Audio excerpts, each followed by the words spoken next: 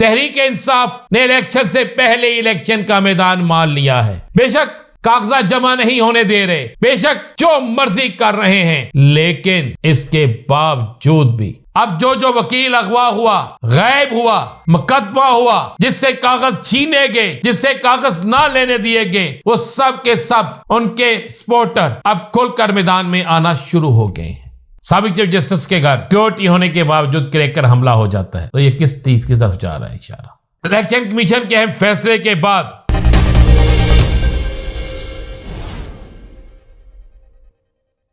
बिस्मिल्लाहिर्रहमानिर्रहीम, अस्सलातु वस्सलामु अलैका या सय्यदी या रसूल अल्लाह, अस्सलातु वस्सलामु अलैका या सय्यदी या हबीब अल्लाह।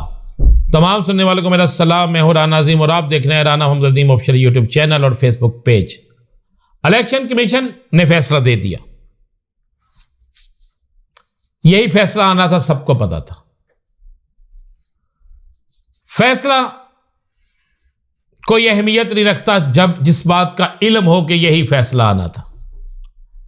लेकिन आज जो सूरत हाल पैदा हो चुकी है, मैं उस पर बात करूंगा। तहरीक के इंसाफ का खौफ इस कदर फैल चुका है, तहरीक के इंसाफ इस कदर इस वक्त तक हैवी हो चुकी है कि तमाम सियासी जमातें इससे खौफजदा हैं।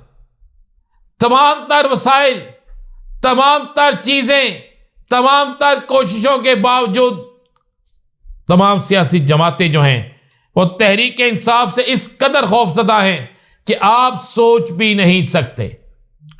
तहरीक इंसाफ ने इलेक्शन से पहले इलेक्शन का मैदान मान लिया है।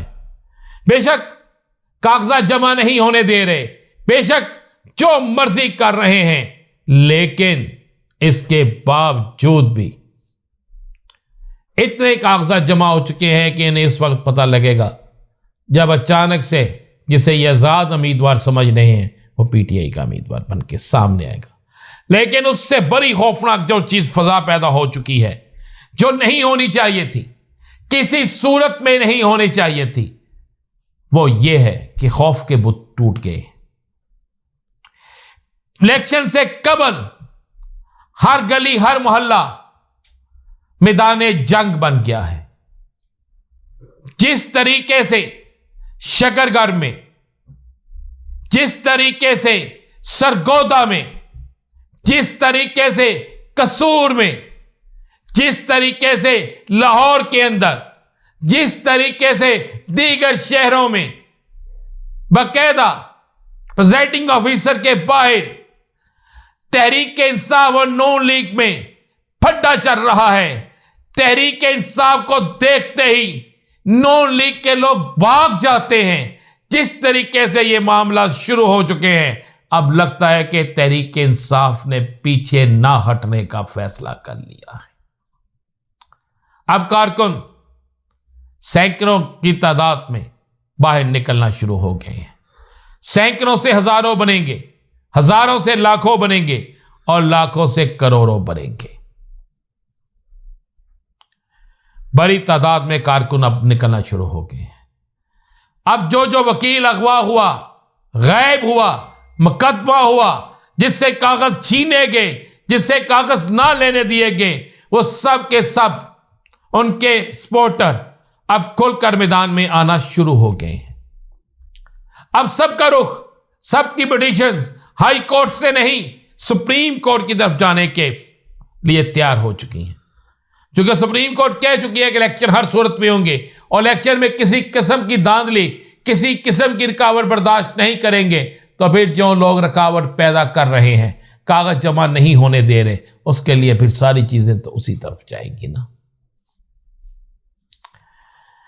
इलेक्शन से कबल मैदान जंग लग गया है और ये पुरअमन इलेक्शन ही होने चाहिए थे। लेकिन पहले मैं आज फिर कह रहा हूं, कल भी कहा, परसों भी कहा, शायद इलेक्शन मुश्किल में हो जाए, मुश्किल पड़ जाए।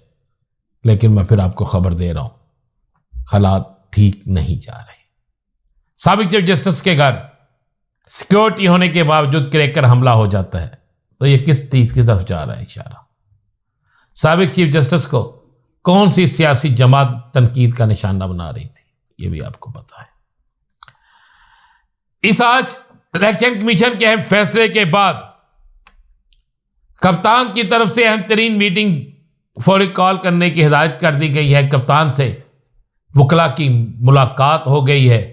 अहम तरीन चीजें सामने आ गई हैं।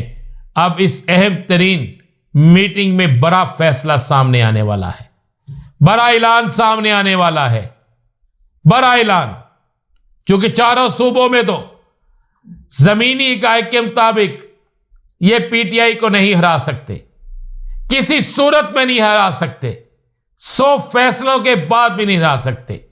कप्तान के इलेक्शन लड़ने के हवाले से भी फौरी तौर पर सुप्रीम कोर्ट से रजू करने का काम शुरू हो चुका है। कप्तान का वकील अगवा हुआ, गायब हुआ, कहां गया, यह भी देखा जा रहा। अब फैसले कहीं होने जाने लगे। अब सियासी मैदान गर्म होने लगा है। फतह तहरीक इंसाफ की होगी, मैं आपको लिख के देता हूं। नवाज शरीफ वजीर आजम नहीं बन सकते, ना नवाज शरीफ वजीर आजम होंगे, यह भी आप लिख लें। आज अहम फैसले के बाद अहम तरीन मीटिंग जो है ये बहुत बड़ा सरप्राइज देगी। इसका इंतजार जरूर कीजिए। जल्द आपको तमाम टीवी चैनल्स और सोशल मीडिया पर और अंदर की खबर मैं आपको दूंगा। अब बात करते हैं मुस्लिम लीग नून की। आज मुस्लिम लीग नून का इजलास हुआ, तो उस मुस्लिम लीग नून के इजलास में पहले तो वजीर आला का नाम सामने आने पर कि जी मरियम साहिबा बनेंगी, सबसे पहले तो हमजा शबाशी साहब नाराज हो क्या जी इजलास में नहीं आए।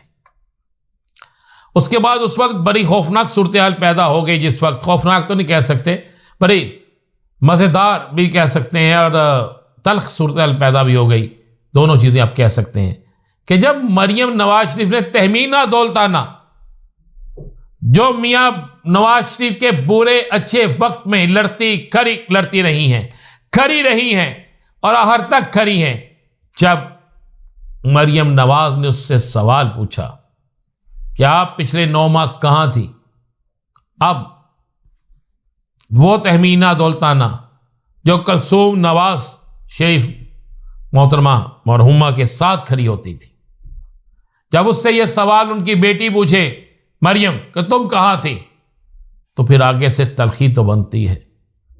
आगे से तहमीना दौलताना ने सख्त जवाब देते हुए कहा कि क्या अब मैं अपनी जान भी दे दूं? फिर आपको यकीन आएगा।